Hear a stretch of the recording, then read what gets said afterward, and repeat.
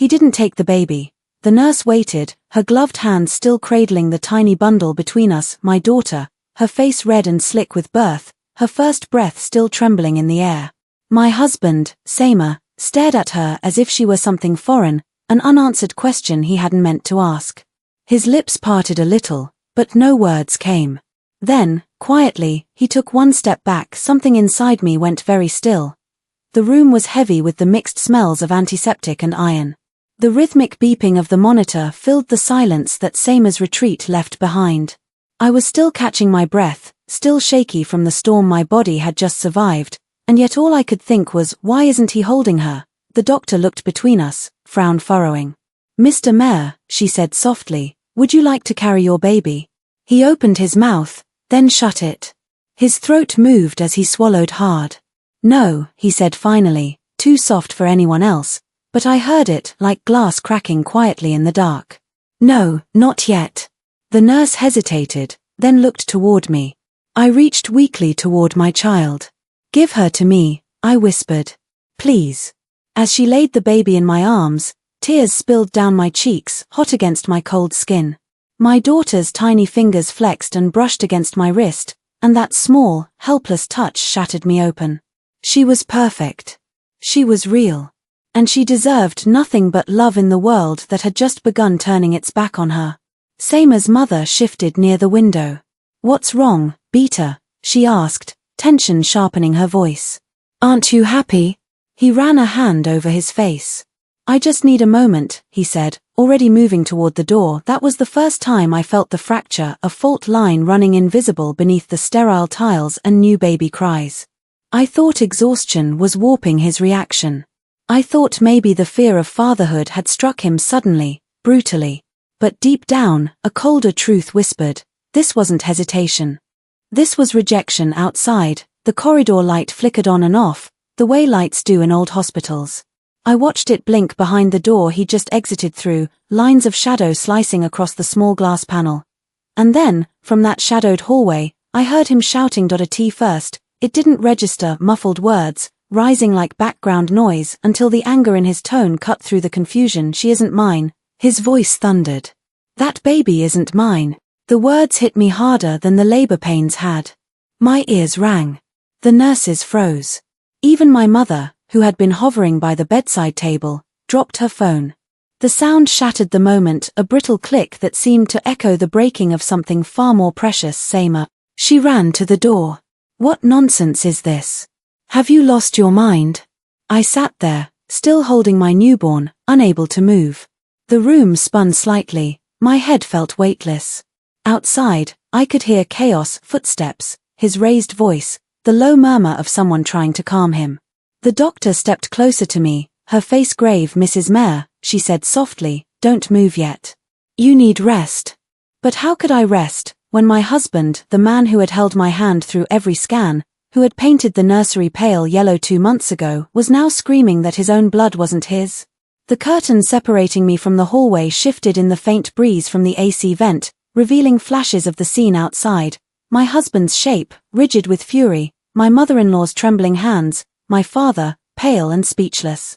Everyone had heard. Every single person. And though I couldn't hear every word, the tone told me enough: accusation, denial, humiliation. When the doctor finally stepped out to intervene, I caught snippets. "You ordered these tests yourself, sir. The results were sent 3 weeks ago, via email. So perhaps you should explain why you're acting shocked now." A strange steel entered her voice. The calm firmness of someone used to dealing with chaos. My heart pounded. "Tests?" I gasped. "What tests?" From outside, the shouting stopped. And then I heard the sound of a phone buzzing. "Samer's." From the waiting bench, silence stretched thin, held like breath. Then someone, I think it was the nurse, said quietly, "Sir, your phone's lighting up again. The message says the report was already opened." There was no sound for a few seconds.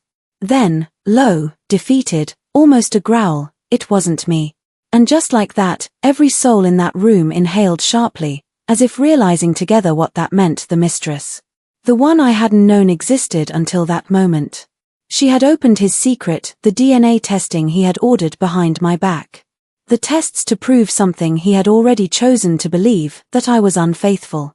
That our marriage, our home, our daughter, were all built on lies. When he finally returned to the doorway, his face was pale as chalk.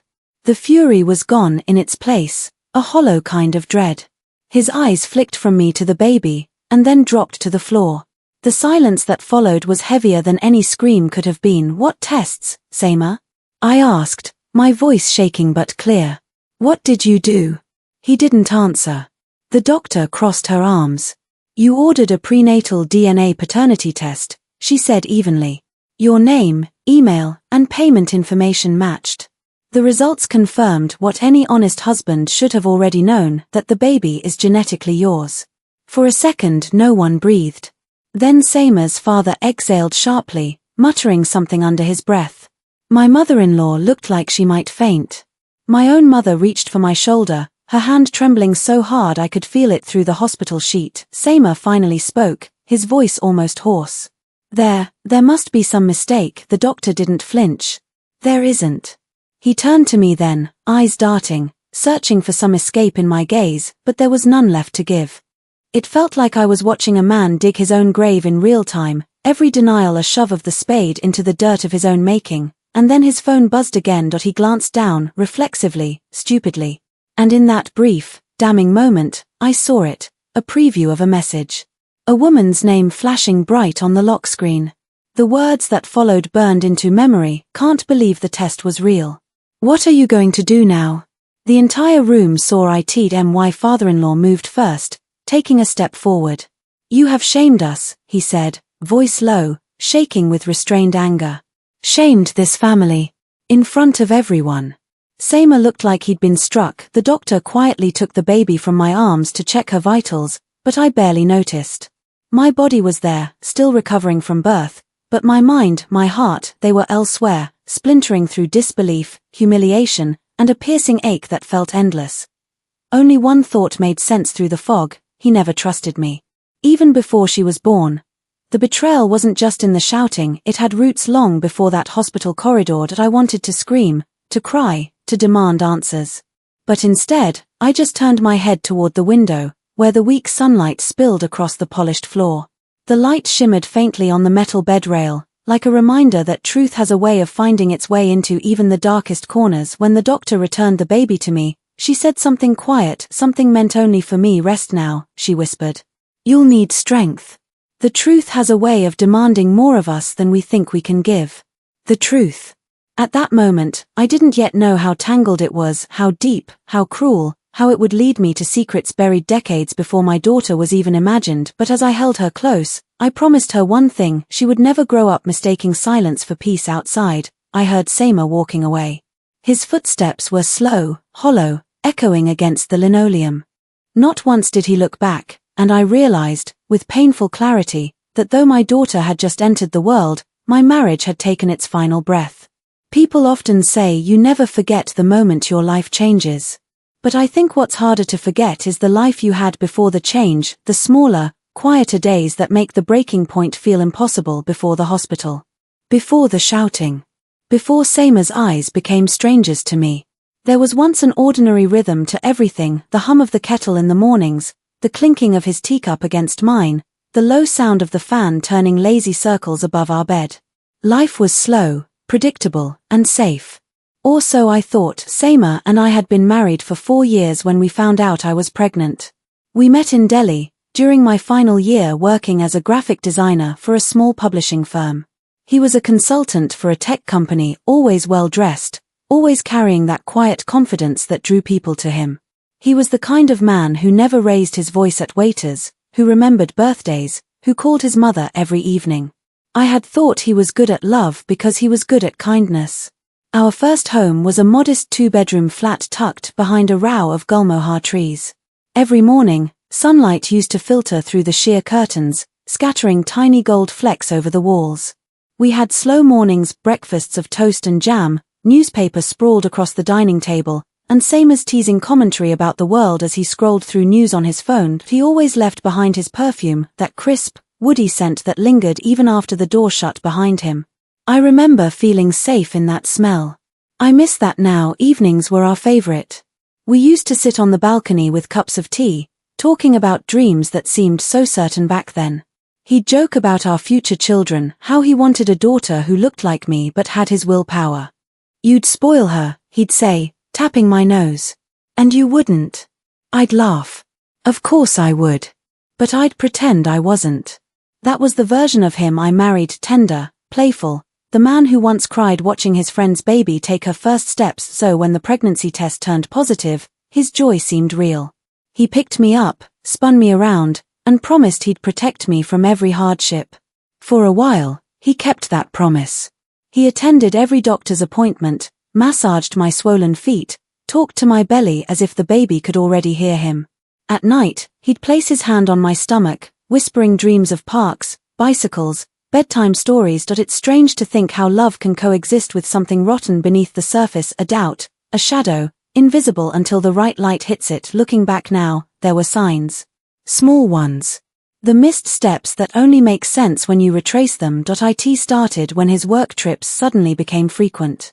He said the new project required travel, Bangalore 1 week, Pune the next. I didn't question him. Trust was my default language. I'd pack his bag, tuck a small note in one of the shirt pockets that said "come back home to me," and wait like a fool for messages that grew shorter with each trip. He began to disconnect at home, not abruptly, but subtly. Conversations thinned into silence. Sometimes I'd find him staring into his phone long after midnight, the glow of the screen dancing across his unreadable face. I'd ask what he was reading, he'd smile too quickly and say, "Just emails." The first real flicker of unease came one night when he came home smelling faintly unfamiliar. Not perfume I owned, not one from his usual office environment, something floral, sharp, cloying. I laughed it off at first. Maybe a coworker hugged him goodbye, maybe he brushed past someone in a crowded lobby. You find excuses when love is comfortable, but days became heavier, interactions colder. There were periods when he wouldn't touch me. Citing stress, deadlines, exhaustion. I told myself it was temporary. All marriages go through this, my mother had said once, long ago. Men get burdened by responsibilities. Still, as my belly grew, so did the space between us. He became cautious, fearful, even. Sometimes I'd catch him staring at me like he was studying something he didn't fully trust. I asked him once, during the 7th month, "Do you still find me beautiful?" He blinked, taken aback. "What kind of question is that? You hardly touch me anymore." He reached out to squeeze my hand but looked past me as he said, "You're imagining things. You should rest more." Imagining things. I remember how those words felt, dismissive, icy. The kind that shut a door quietly, but firmly. The next morning he left early. A week later, I found an unfamiliar envelope in the drawer of his study. It was sealed, addressed to a private lab in Gurgaon. At the time, I didn't think much of it, perhaps work-related, maybe tax documentation. But now, the memory burns bright and cruel. Around the 8th month, he became oddly attentive again, showing up for scans, bringing gifts, cooking dinner on weekends.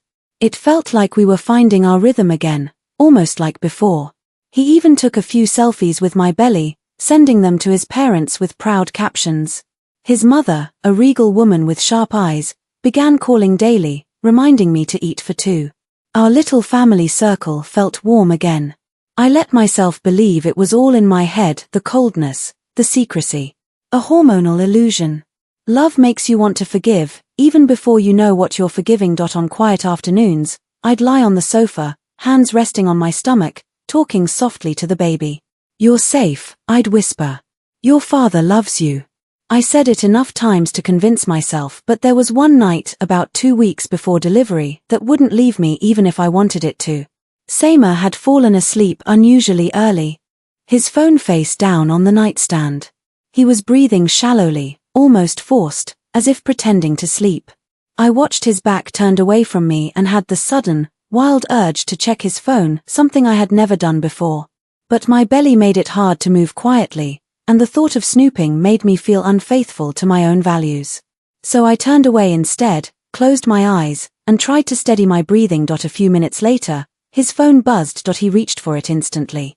Too instantly. A practiced movement. I watched his shoulders tense, the light of the screen briefly illuminating his face. Then, without reading the message aloud, he slipped out of bed, whispering something about needing water.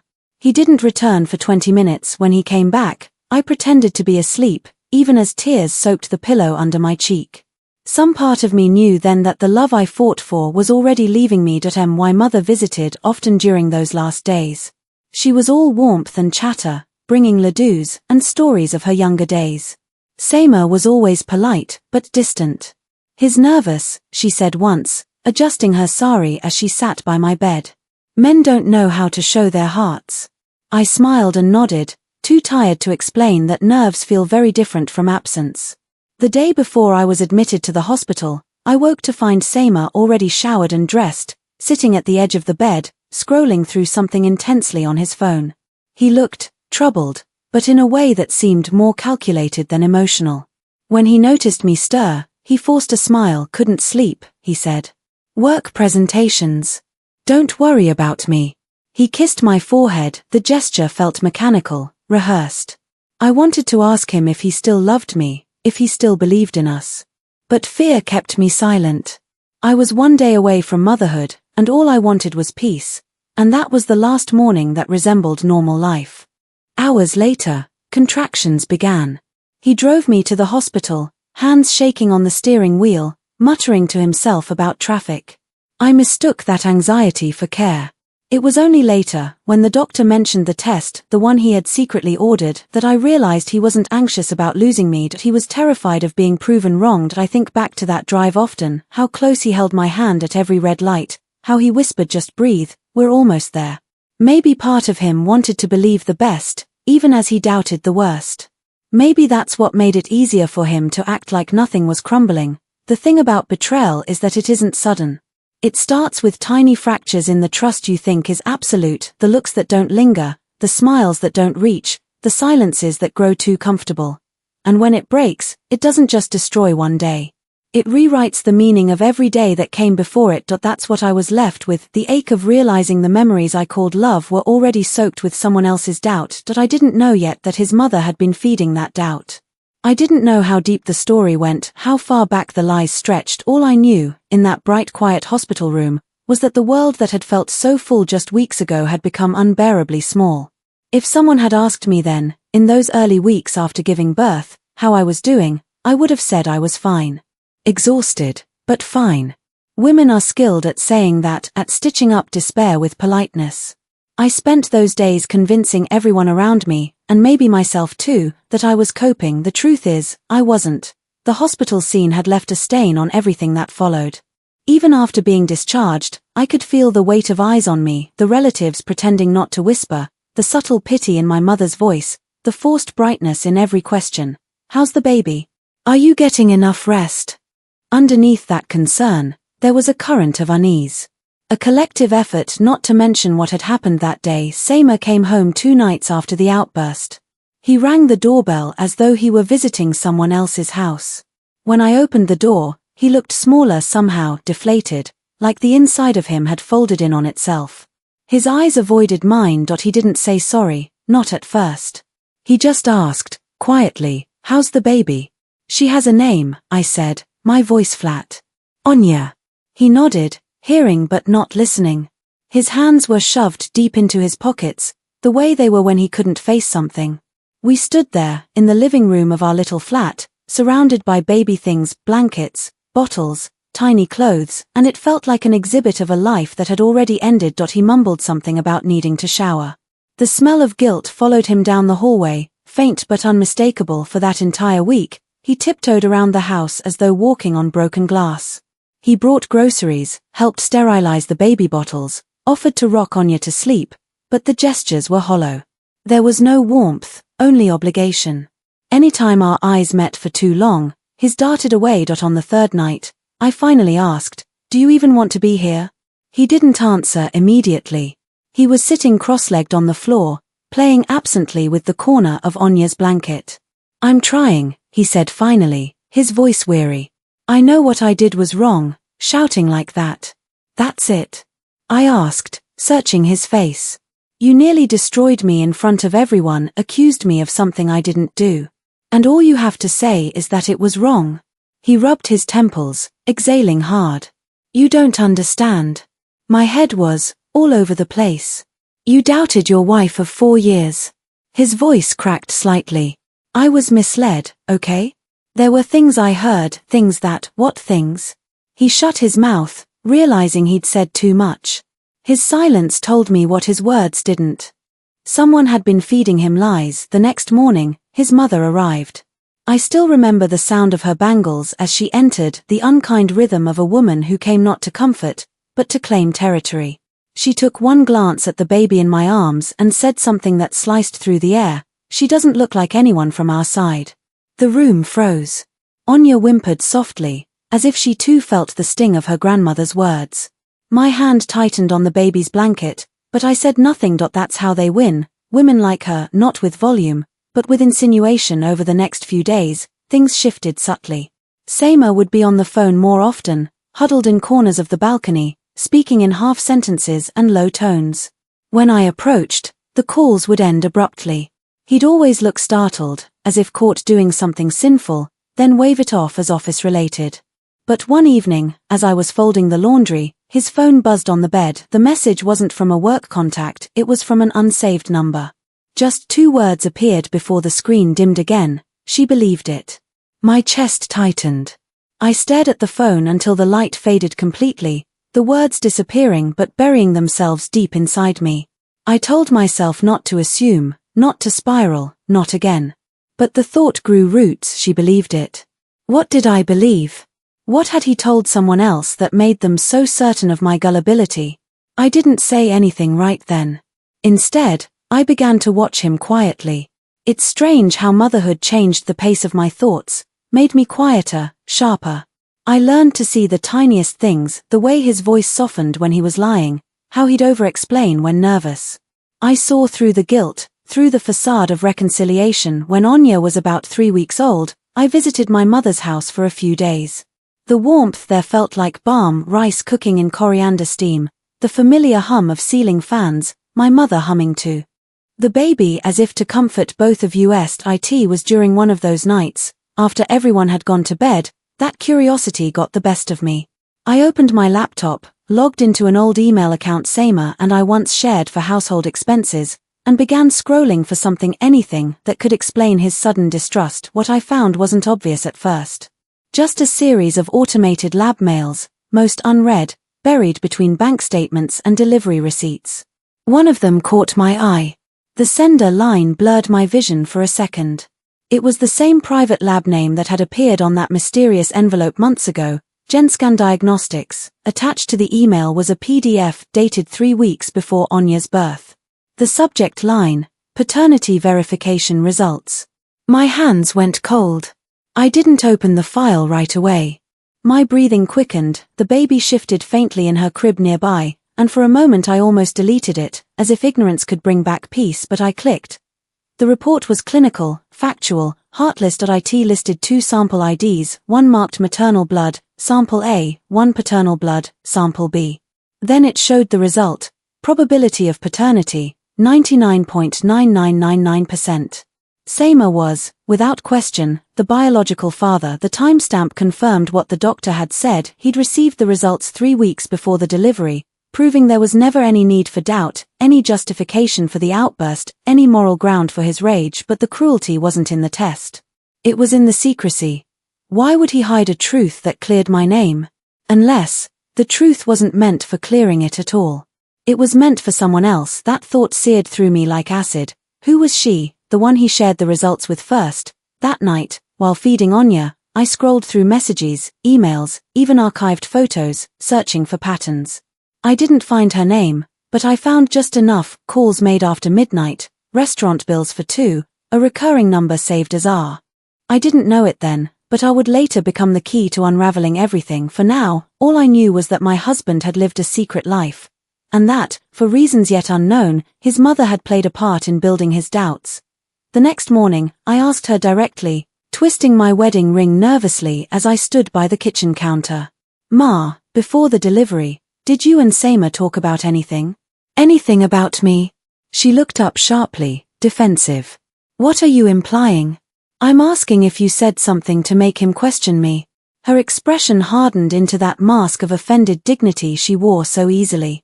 If your husband doubted you, maybe ask yourself why, Beta.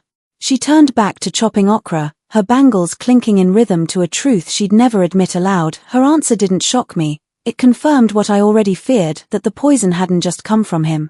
It had been poured, steadily and deliberately, from someone who stood to gain from our downfall later. When Seymour came to pick me up, his face was unreadable.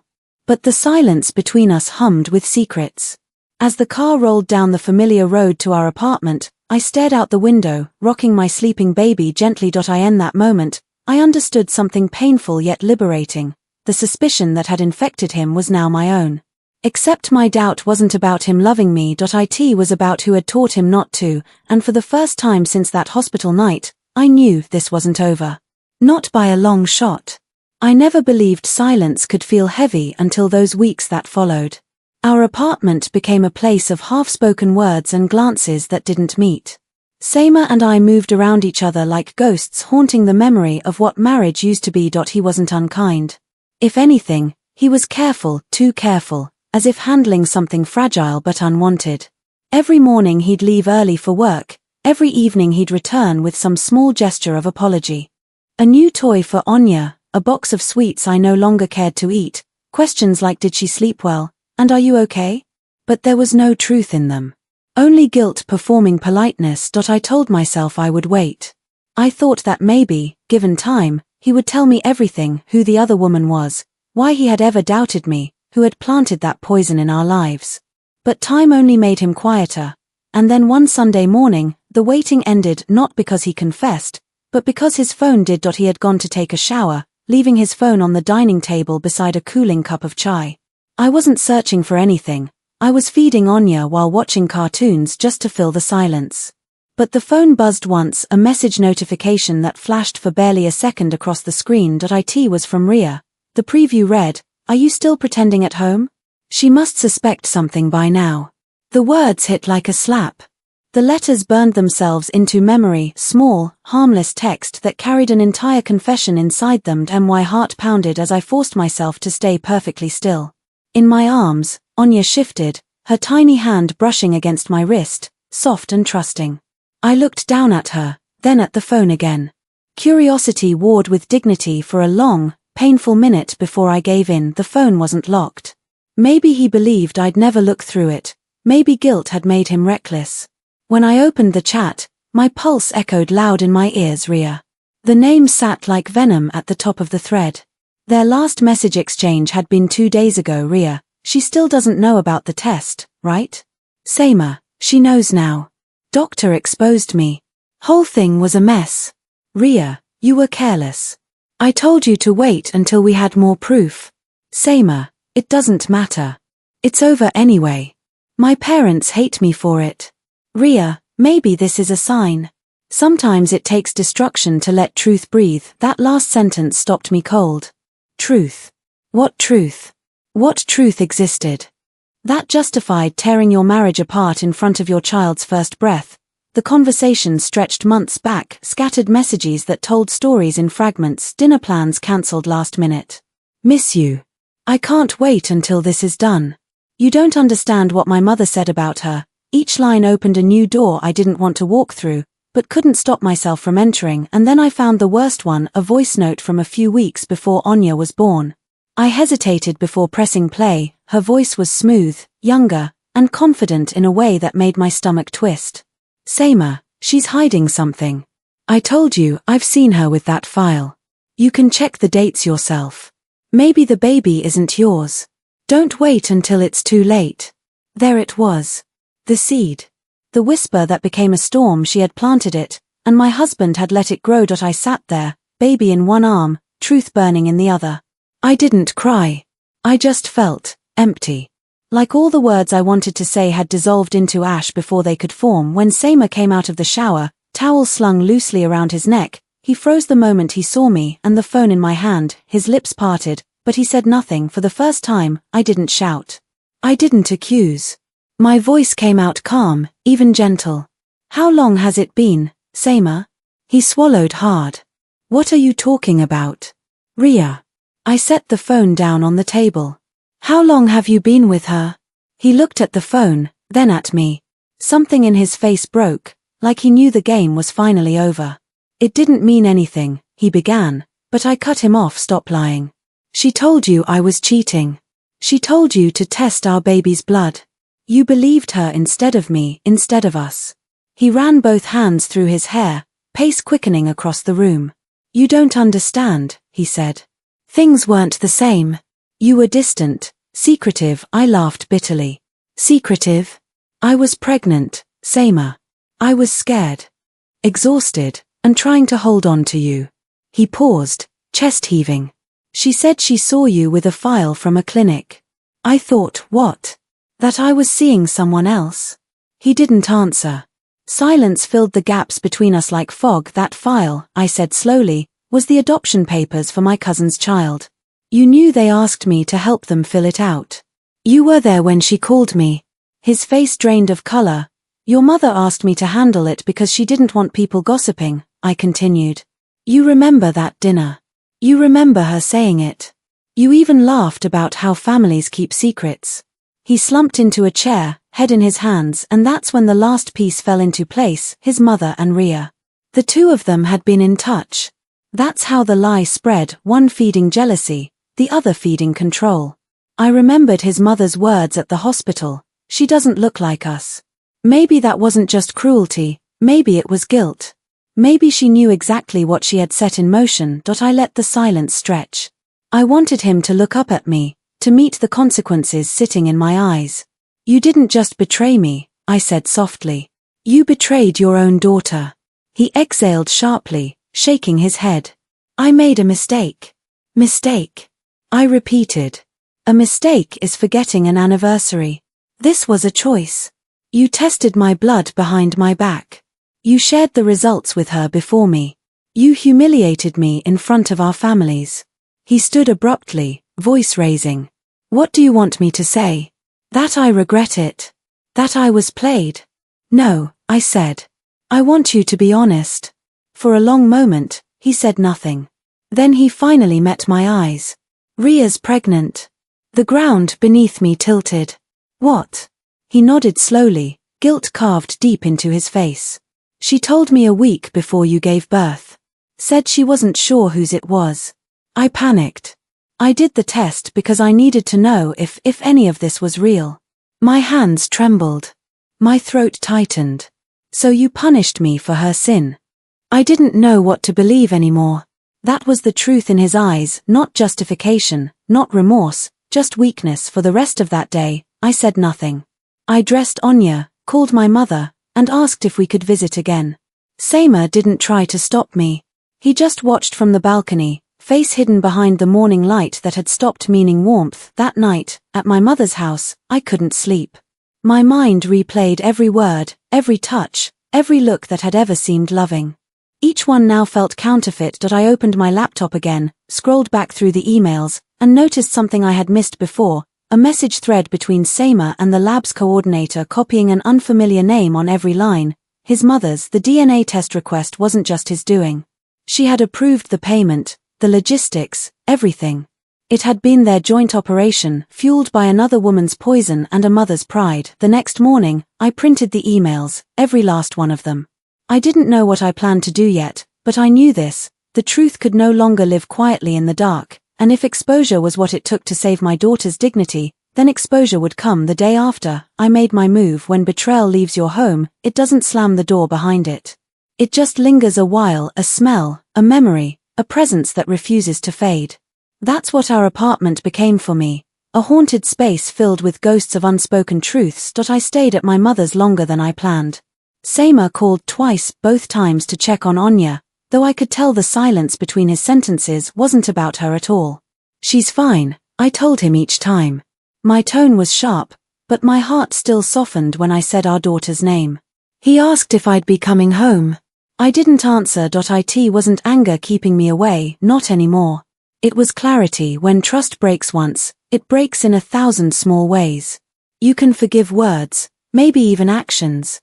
But you can't unknow what's been revealed about a person's soul, and what I'd seen in Seima's eyes that day wasn't love or guilt. It was fear, not of losing me, but of being seen for what he had become. Still, I was determined to understand everything before deciding what to do next. Pain can be paralyzing, but it can also sharpen your senses.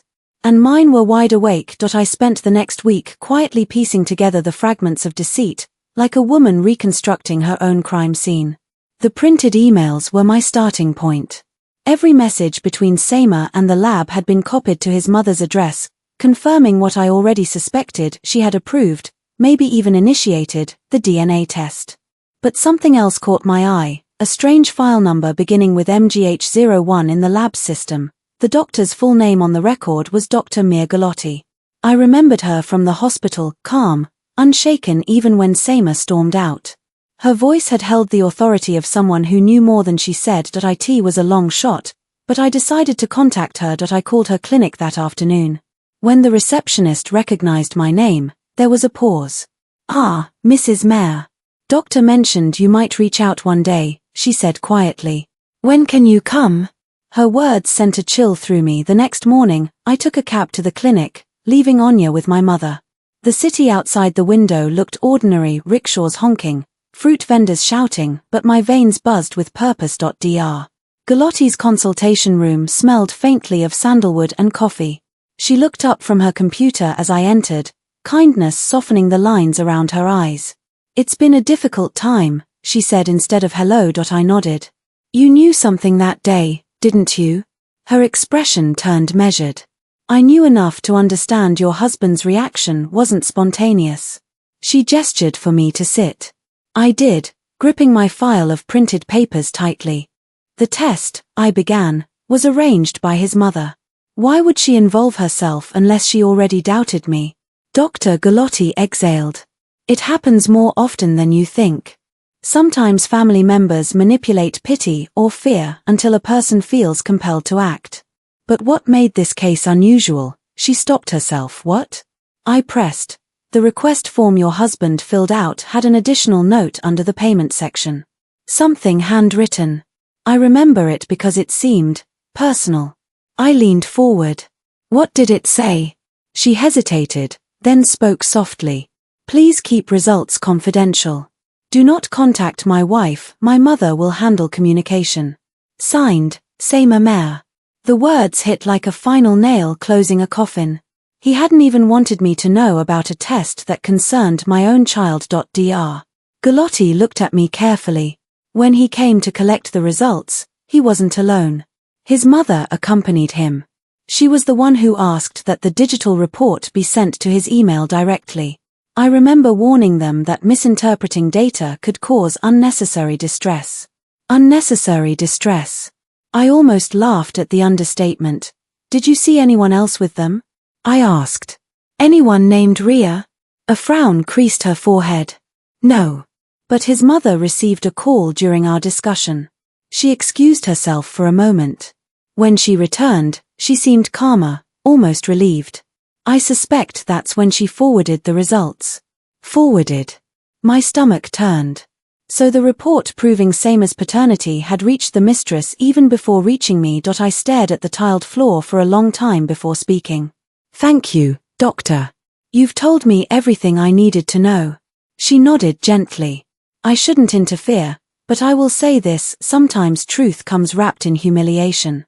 Use it wisely, not vindictively." That sentence stayed with me long after I left her clinic. Outside, the air felt heavier, humid with Delhi's late summer heat. I walked aimlessly for a while, letting traffic blur around me.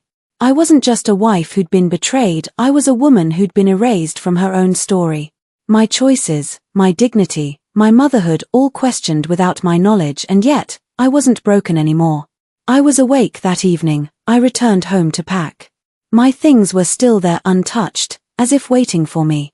Seymour watched silently from the doorway. "Where are you going?" he asked. "To find the truth you were too afraid to face." He frowned.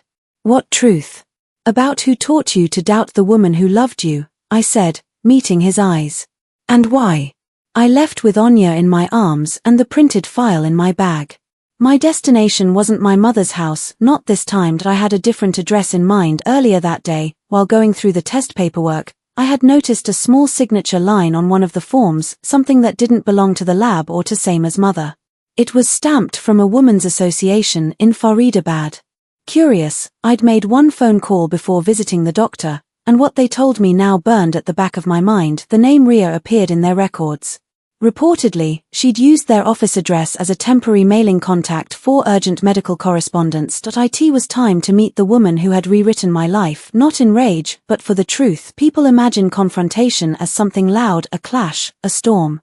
But when betrayal runs this deep, the quiet hits harder than shouting ever could. The morning I decided to meet Ria, I felt strangely steady. No trembling hands, no racing pulse. Just a calm so sharp it felt like control. I left Anya with my mother again, promising I'd be back by evening. She asked where I was going. I only said, to meet the truth face to face.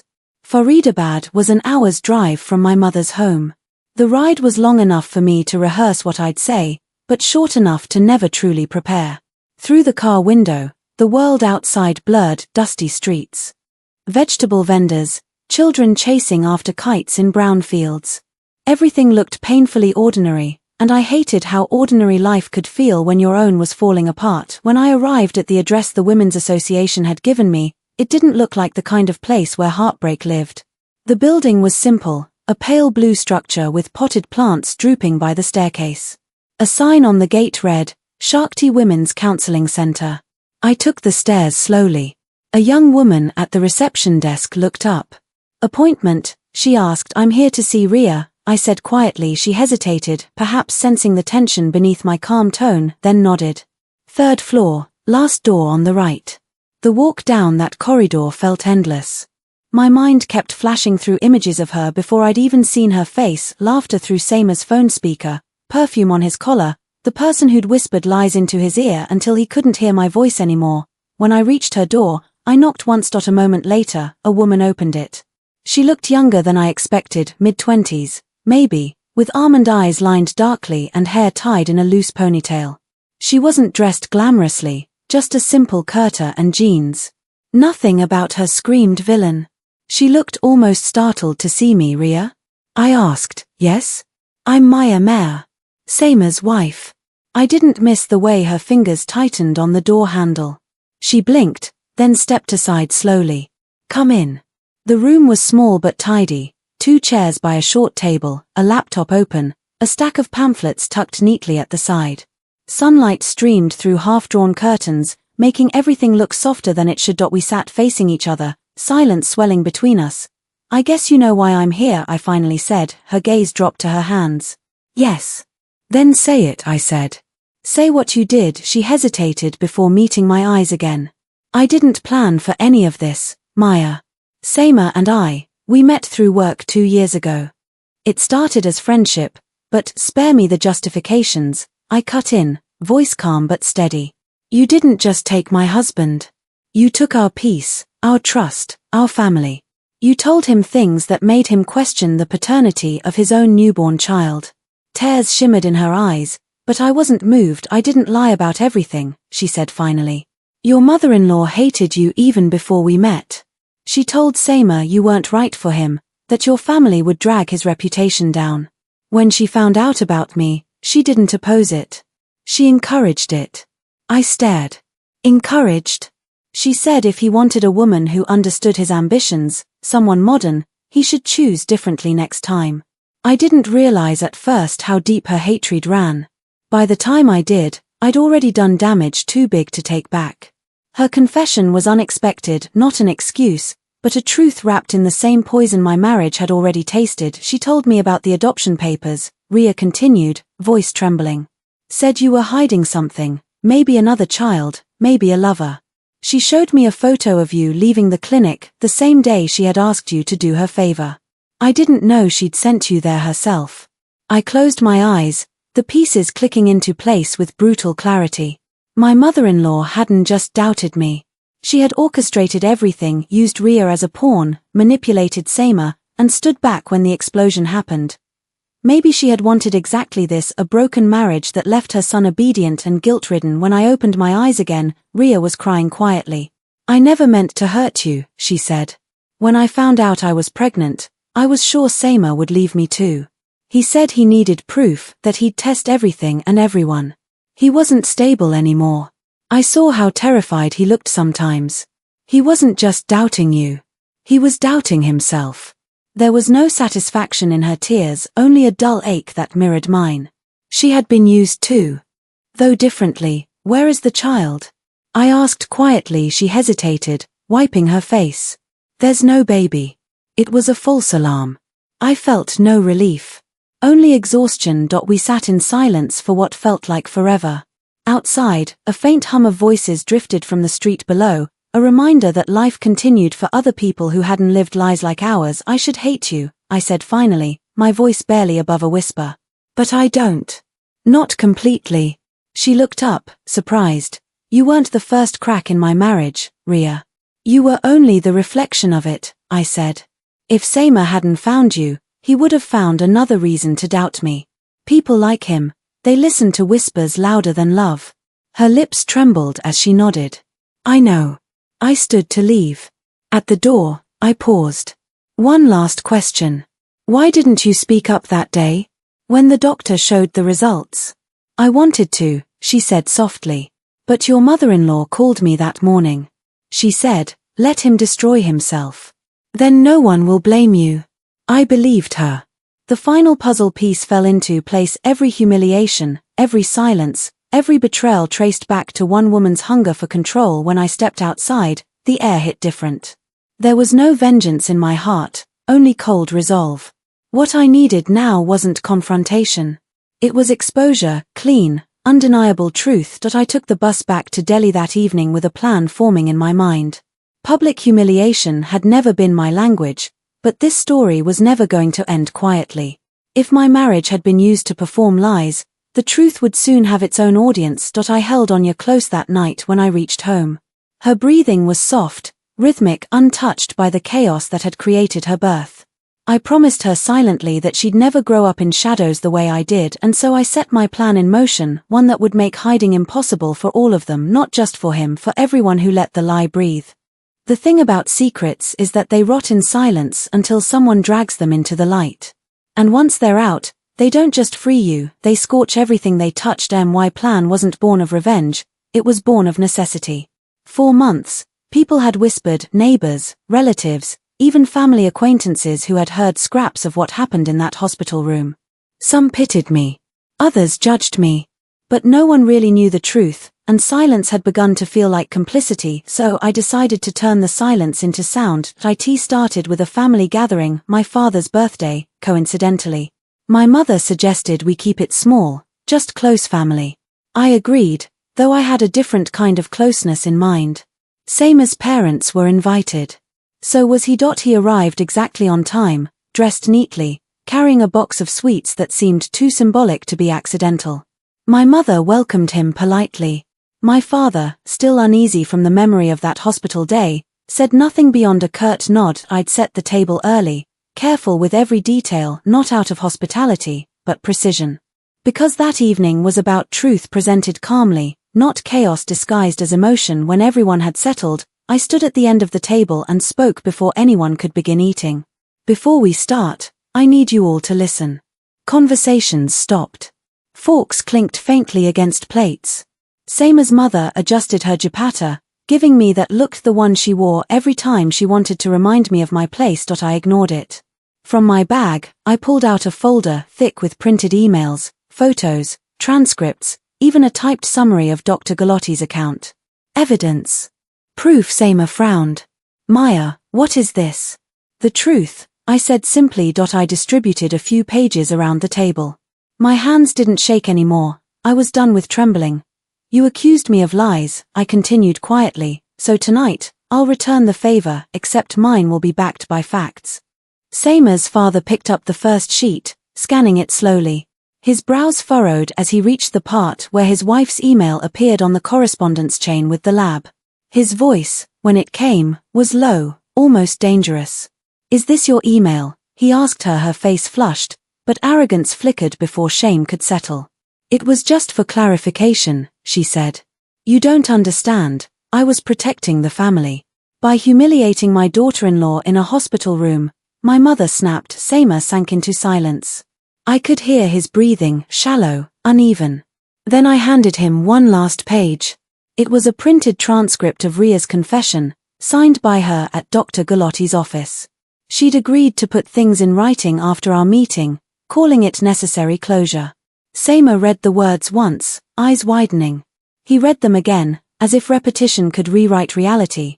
She said you ordered the test knowing the results were in your inbox 3 weeks before Anya's birth, I said steadily. You let me suffer in front of both our families. You accused me, shouted at me, and made me bleed twice, once in the delivery room, and once outside it. Every voice at that table fell silent. Seymour put the paper down slowly. Why are you doing this, Maya? Because you already did this, I replied. You did it publicly when you humiliated me. I'm only setting the record straight, publicly too. I turned to his father, whose face had hardened with disbelief and fury. Uncle, you deserve to know. This wasn't my shame to carry. It was theirs. Seymour's father looked from me to his wife, his tone clipped. Is it true? She faltered. Her behavior, her independence, it wasn't traditional. I thought she might. He slammed his palm on the table. You thought? Based on what? Her voice cracked. On what I was told. By whom? She looked right at Seymour. He closed his eyes. I made a mistake, he murmured. No, Seymour, I said quietly. You made a choice. The sound of clock hands ticking on the wall filled the pause that followed. In that silence, something irreversible shifted, not between him and me, but between him and his father. I raised a coward, his father said finally, pushing his chair back. And I married a woman who taught him to be one. No one spoke after that. I gathered the papers, folded them neatly, and placed them in front of Seymour. Keep them, I said. They're proof you won't be able to twist later. He looked at me helplessly. Can't we? There's no we, I interrupted softly. You destroyed that the moment you handed my worth to someone else's opinion. I left the table. The meal remained untouched. Behind me, I could hear low murmurs, my in-laws in conflict, my parents exchanging words too soft to catch. But I didn't turn back outside. The evening air was cool, almost merciful. Streetlights flickered on, washing the narrow lane in gold. I exhaled deeply, the kind of breath that leaves years behind. Word spread predictably fast. Delhi's gossip runs quicker than its traffic. Within days, everyone who had once whispered about my scandal was whispering about theirs instead. Seymour's company demoted him quietly. Too much personal drama, they said. His mother stopped visiting social events. And though I never sought their humiliation, it arrived naturally, a byproduct of truth finding an audience. My family stood by me, but not in pity. My father's simple words carried more strength than I expected. You did the right thing, Beta, he said. Lies shouldn't outlive love. Still, exposure didn't bring peace right away. Nights were hard. Anya would cry sometimes, and in those dark hours, the ache would settle deep again, not just for what I'd lost, but for what she'd never have. A family free from bitterness. But maybe families aren't meant to be perfect. Maybe they're meant to be honest, and honesty, I realized, was the only inheritance worth giving her. It took me 2 weeks to find the courage to face her. Not Ria. Not Seymour. But the woman at the root of it all, my mother-in-law. After the dinner confrontation, the Mayer family became the subject of discreet conversations. People stopped pretending to believe her version of events, though few dared to confront her directly. Her pride kept her hidden. She hadn't called me once since that night. She hadn't even tried to defend herself publicly. That silence was not guilt. It was denial wearing pearls. I couldn't live with unfinished wounds. I needed truth, but more than that, I needed peace. And peace, I realized, sometimes demands a final conversation, not for the sake of closure, but for liberation. So one Sunday morning, I went back to the house I once called home. The same gate, the same bougainvillea climbing the wall, the same faint hum of wind chimes that once sounded like belonging. I rang the bell. She opened it herself. No jewelry, no lipstick, just a pale gold sari and tired eyes that darted briefly to the child in my arms before resting on my face. Maya, she said, surprise brushing her tone. Ma, I replied, though the word felt hollow between us. Can we talk? She stepped aside, letting me in. The living room looked smaller, maybe because the illusions had left it. I sat on the edge of the sofa, setting Anya's carrier beside me. My daughter slept peacefully, unaware that the history of her family was being rewritten beside her. You look thinner, my mother-in-law said after a pause. You're not eating properly. I eat fine, I answered. Guilt tends to suppress appetite though. Her eyes flickered. You came to blame me again? No, I said quietly. I came to understand you. That startled her. For a moment, she looked uncertain, unsure which mask to wear. Slowly, I leaned forward. You started all of this. You told your son to doubt me. You told Rhea lies about me. You orchestrated that DNA test, and when you saw how much harm it caused, you stayed silent. Why? Her hands trembled as she adjusted her palu. Because I was protecting my son. From what? From you, she snapped suddenly, years of contempt spilling through the crack. You were never one of us. Independent, opinionated, always doing things your own way. I thought if he wavered once, he'd lose his focus, his respectability. So when he met that girl, she was simpler. She listened. Her bitterness was unmasked now.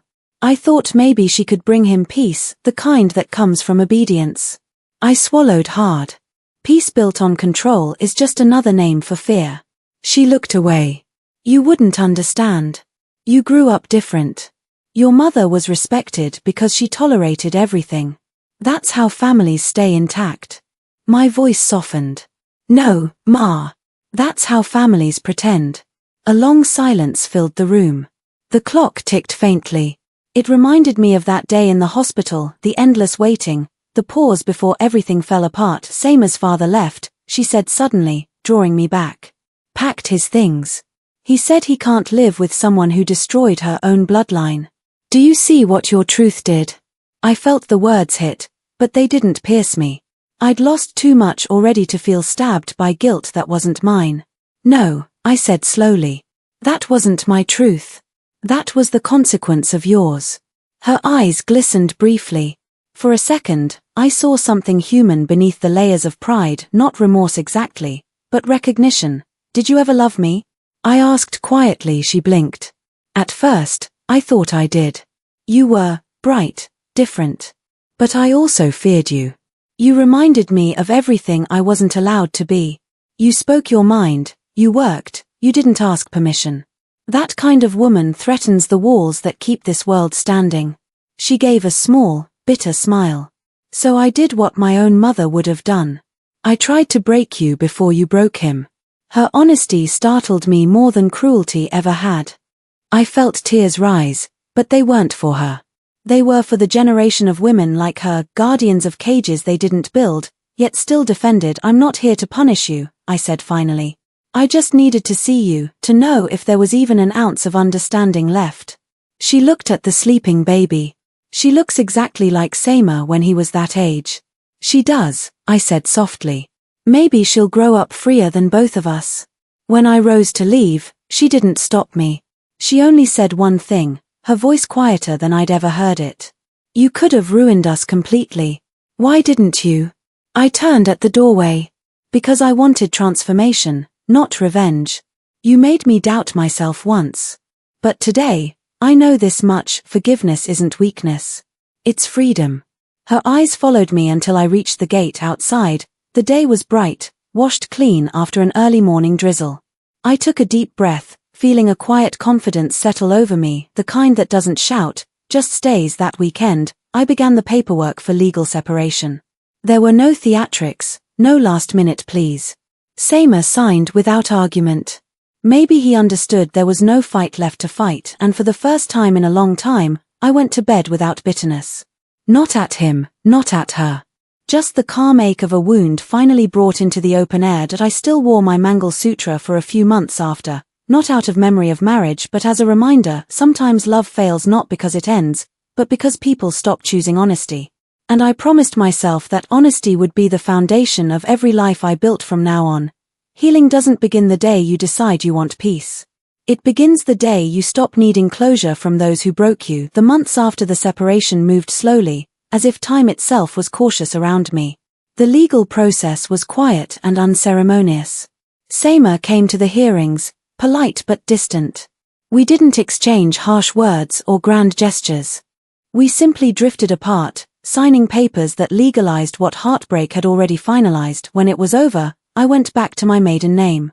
It felt less like reclaiming something and more like breathing in after being underwater for too long. That first night alone, Anya asleep beside me, I sat by the window watching rain trickle down the glass. The roads outside gleamed in the yellow streetlight. Delhi was its usual restless self, horns blaring, voices echoing, but inside that small apartment, there was stillness I hadn't felt in years. That I thought I'd feel emptiness. Instead, I felt relief. Slowly, life began to take shape again. Small routines stitched meaning back into my days: early morning walks with Anya, cups of chai on the balcony, my old graphic design projects I'd neglected for years. I started freelancing again, little assignments at first, then bigger ones. Creating beauty helped me remember that not everything had to end ugly. Anya was growing fast. Her first smile came one morning when I was feeding her mashed banana. I laughed so loudly I startled her. She blinked, then smiled again, as if amused by my awe. That was the moment I knew, despite all the wreckage, something pure had survived. One evening, while sorting through boxes of documents, I came across the folder of evidence I had once carried like a weapon: the lab reports, Ria's statement, the emails. My first instinct was to throw them away, but instead, I tied them together neatly and stored them in the drawer labeled past. Not to hide them, but to remind myself that I had survived them. It was during this period of rebuilding that something unexpected happened. Dr. Mir Galotti called. She'd stayed in touch loosely since the ordeal ended, checking in once or twice to see how I was managing. This time, her tone was thoughtful. "Maya," she said, "there's a mental health initiative starting at the clinic, counseling for women dealing with domestic or emotional betrayal. You tell stories well. Would you consider joining us part-time?" I almost said no. Then I thought about the silence I had once lived in, the weight I'd carried alone. Maybe if I'd had someone to listen without judgment, the pain might have been easier to bear. "I'll come by tomorrow," I said. That's how the next chapter of my life began, with listening. Every week, I sat in a small therapy room across from women who shared parts of my story. Some had been cheated on, some abandoned, some simply forgotten by families that once swore loyalty. Listening to them was like hearing my own echoes reduced to whispers. And in helping them find words, I found more of my own voice. Each story reminded me that pain doesn't isolate, it connects. It makes us softer, not weaker, if we let it. 6 months later, while documenting a story submission for the clinic, I received a message from an unknown number. "It was Seema. I heard about your work," it read. "You're doing something good. I'm happy for you." I stared at the message for a long time. I could almost hear his voice behind those words, hesitant, familiar, distant. I typed a simple reply. "Thank you. Take care of yourself." And that was it. No drama, no nostalgia. Just quiet acknowledgement that our story had finally ended on a line that didn't cut. Later, I asked Dr. Mir why people like him struggle to change. "Because guilt is a mirror," she said. "And few people can stand to look into it for long." Her answer stayed with me. A few months after that, I met someone through a project, a quiet man named Oriv, a widowed schoolteacher who volunteered with the clinic. He never asked about my past, he simply listened when I spoke. We didn't fall fast or loudly. It was slow, gentle, the kind of companionship that built itself from shared silences. Sometimes he'd watch Anya with a tenderness that made me ache, not from memory, but from hope. He once told me, "You carry yourself like someone who's rebuilt from fire." I replied, "Maybe. Or maybe the fire simply burned away what wasn't real." It took time, months, maybe years, but I learned that survival wasn't just about standing still after the storm. It was about learning to walk again, even if the ground beneath your feet still remembered the tremor. Forgiveness came slowly too. I never said it aloud to Seema or his mother, but inside, I made peace with both. Not because they deserved it, but because resentment was too heavy a thing to pass on to my daughter. Every night, before putting Anya to bed, I whispered the same words to her that I once whispered to myself in the hospital. "You're safe. And you're loved." The only difference now was that it was true. I had built that safety with my own hands, not dependent on anyone's faith or approval, and for the first time, life felt like mine. Time doesn't erase pain. It teaches it how to sit quietly beside you, until one day, you notice it no longer speaks. It's been 3 years since the day I held Anya in the hospital, her father's voice shattering what should have been our happiest moment. 3 years since truth ripped through pretense and forced me to rebuild from the ground up. Some mornings, when the light spills through the curtains now, I look around my home, small, sunlit, simple, and I'm struck by how peaceful silence can be when it isn't filled with fear. I make breakfast, hum softly while feeding my daughter, and sometimes catch myself laughing without guilt. It still surprises me, that sound. The community work at the clinic grew into something much larger than I expected. Our little counseling room became a safe haven for dozens of women lost in the fog of betrayal and doubt. They come in trembling, unsure how to speak their pain aloud. I sit with them, sometimes holding their stories longer than I hold their hands. And as they heal, some of them thank me as though I gave them something precious, but I don't tell them the truth, that they give me something too. Every story reminds me that strength isn't born from perfection. It's born from survival. Saima moved abroad a year ago. Anya doesn't know him yet beyond the idea of a faint memory and a photograph I keep tucked away. One day I'll tell her everything, not as a tale of betrayal, but of becoming. Because I want her to know that her birth wasn't the start of deceit. It was the beginning of my truth. Sometimes he writes short messages, polished apologies, occasional updates about work. I reply only with courtesy. That's all our story can hold now. Civility where trust once lived. His mother never reached out again. I hear fragments of her from relatives, still proud, still sharp. A part of me hopes she's softened with time. Maybe she, too, learned that control doesn't guarantee peace. As for Ria, she left the country long before Saima did. I received one anonymous letter 2 years later, an apology written in sentences that trembled between guilt and release. I didn't write back. Her remorse wasn't mine to validate. Anya started preschool this year. When I watch her run, her laughter spilling into the air, her tiny feet racing toward every new adventure, I think about legacy. About what we pass down unknowingly, our fears, our patterns, our silence. I promised myself she'd inherit something different. Truth, even when it hurts. On her birthday last week, we sat together cutting a small cake shaped like a sun. She looked up at me with cream on her nose and said, "Mama, are you happy?" It caught me off guard. No one had asked me that in years. And for the first time, the answer came easily. Yes, I said. I am. Because happiness, I've learned, isn't a destination. It's the quiet moment when you stop asking why everything broke, and start being grateful that it did. That night, after she slept, I wrote in my journal, something I began the day I walked out of my marriage and vowed never to lie to myself again. I wrote, I am no longer my betrayal. I am what came after it. I paused, then added a final line beneath, forgiveness didn't heal me, honesty did. And maybe that's the truth that holds us all together. Betrayal doesn't ruin us forever. It reveals what we were never meant to keep. It strips away illusions so we can finally meet ourselves without disguise. If someone were to ask now what I learned from everything, I'd tell them this: love is real, but so is choice. And choosing yourself after being broken is the most sacred form of love there is. So, to whoever's listening, if you find yourself standing in a silence you didn't cause, remember you still get to decide what echoes live in it. Because every ending, no matter how cruel, holds a doorway to something you can build your name on. And as for me, I no longer wait for apologies that never come. I no longer rehearse what I wish I'd said. I live. I breathe. I raise my daughter. Before you go, please don't forget to like this video, subscribe to the channel, and leave your thoughts in the comments below. Your voice matters. And if this story moved you, your super thanks helps us keep sharing stories that matter.